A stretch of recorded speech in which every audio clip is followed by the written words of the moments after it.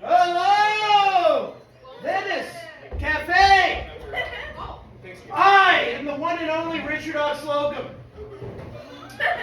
I try and do comedy, but I'm running into an issue right now. I generally have to go to the bathroom before I go up on stage. But I satisfied that downstairs. It's amazing. Beautiful bathrooms down there. Recommend it. The other thing is, I often go up on stage with a level of anxiety. Because you don't know what the fuck's going to happen. I'm surrounded by like sound equipment, like a guitar over here and a fireplace for some reason. And then like that one over there. I don't have any protection from you people. At all. If anything goes wrong, I just have these hands. But literally I could probably take one of you one-on-one. But all of you at once, I get fucked up. Okay, Sirrah, Sirrah. So I gotta ask you guys this. What is a joke? Nobody knows? There you go. What is a tree? A tree is just a bush that believes in itself. A joke is an alleviation of tension. There's a weird simultaneous event that happens when you talk on stage that you got to create attention and then you got to take it away and say that everything's all right. For instance, I'm walking down Forest Park, the street there. Guy runs up to me and says, "Hey, if you report a murder, do you get any money for it?" I said, "No." And he said, "Okay then." He walked away. See, it's a nervous laugh, but at the same time, nothing was said, nothing was done. But that's St. Louis for you. No conclusions, you just move on for the weird shit. Right? Yes. Yes, I know. Oh, God. For me personally, I have a lot of baggage with a lot of musicians here. But I have faced like a level of love. Love.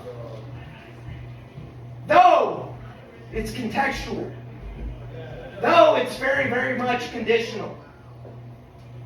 At the same time, I gotta accept it. Mainly because it's just like, I work as an autistic therapist for kids between the ages of 13 and 14.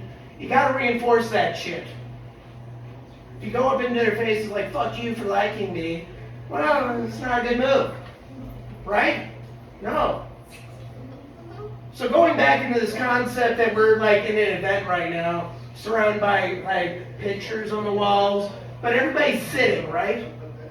Does everybody care what they're sitting, like where they're sitting? So, like when you're on a date, where do you guys prefer to sit? Across from the person, or beside the person? What about you? I never go on dates. As well as you shouldn't. They're dangerous. It's devil's work there. God help. But it's like for me right now, it feels like I'm on a date with all of you guys. Because I'm like across the table from you. Right now I have a mic. Let's just say that this is a table. Issues about sitting across from somebody. You can't hold their hand or it's very dire. Yeah, yeah, right? I'm like reaching out. I'm trying to pull you onto my door right now like I'm Leo DiCaprio in Titanic. It's not a good move. Whereas, if you're sitting next to somebody like you two are, you guys can hold each other's hands and nobody gives a fuck. Another thing. Hand holding's there, but like across the way I could footsie you. Not sexy though. I'm not a foot guy. I'm pretty grounded on like everything else other than the feet. But that's too much about me, I'm realizing. Yeah, a little late. Another thing I like about sitting across from somebody versus sitting next to somebody is the fact you can see everything that they're thinking right now on their face. Like I'm looking at you right now and you right now, you have no idea where this is going. No idea. I really don't. This is the difference of my act versus all the musicians. I can't have a nice little like downbeat going. This is like all the in-between shit for Bruce Springsteen. That's all I do. No alleviation of it, just me talking. Thank you. But it's been a full week.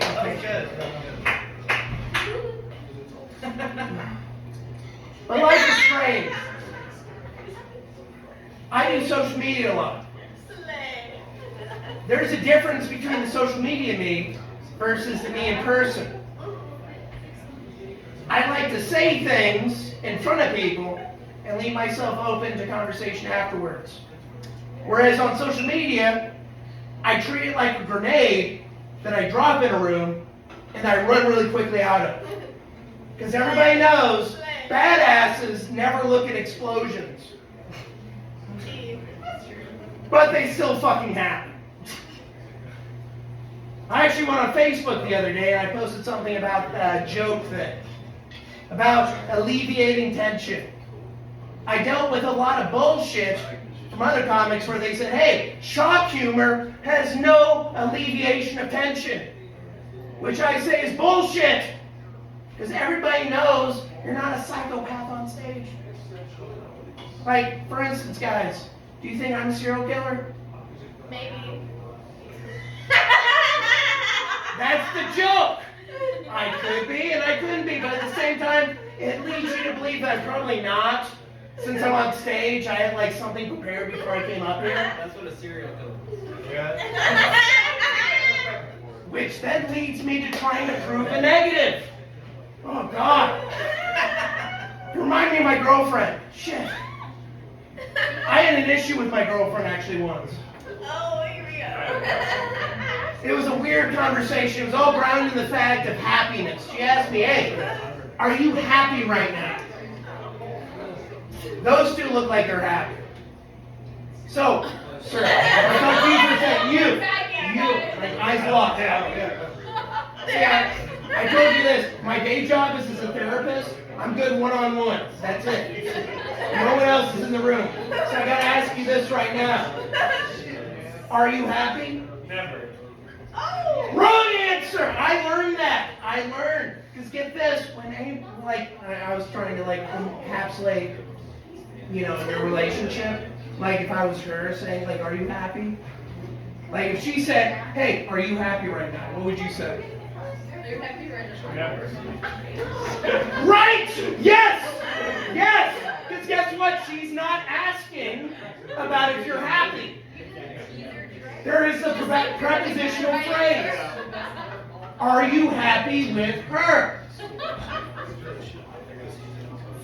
I answered it wrong. You know what I said? Nobody has the right to say that they're happy. Because nobody knows what it's like to truly be happy. I could cite literature on that, philosophy on that. Turns out my girlfriend didn't give a fuck. She cared more about my feelings around her. So that leads to the thing of anytime you're talking to a girl, you gotta do two thoughts, not the first thought, two thoughts.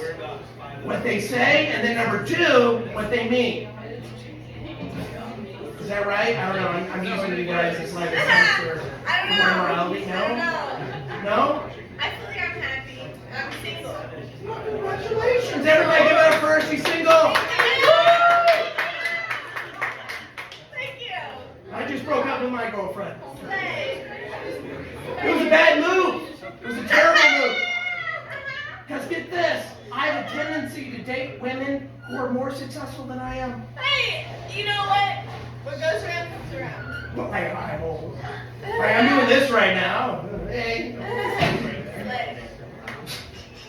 Can I use that slay? Slay, you should use it. Like murder It's a people? it's a good term. Well, actually, it hit me with that. Because I was thinking about this. So weird. Let's get weird here. So Jesus, right? Yeah. Jesus. Everybody says he's the pinnacle of compassion, all that stuff. But he's gonna come back with a sword someday. That's not cool. But I gotta say this right now. We take a character like Gandalf. Gandalf the Grey. Lord of the Rings. Okay, I don't know about that. Brilliant dude. A pillar of fighting Middle Earth against Sauron's scourge. Here's the issue here. He genocided a bunch of goblins and orcs.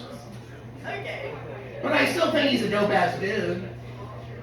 But if like Frodo were to come to him with his like gay orc boyfriend, I'm very curious about his reactions to that.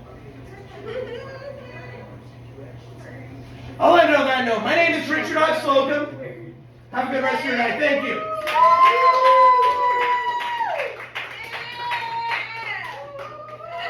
Thanks, sir. Hey, keep it going for Richard Oxley.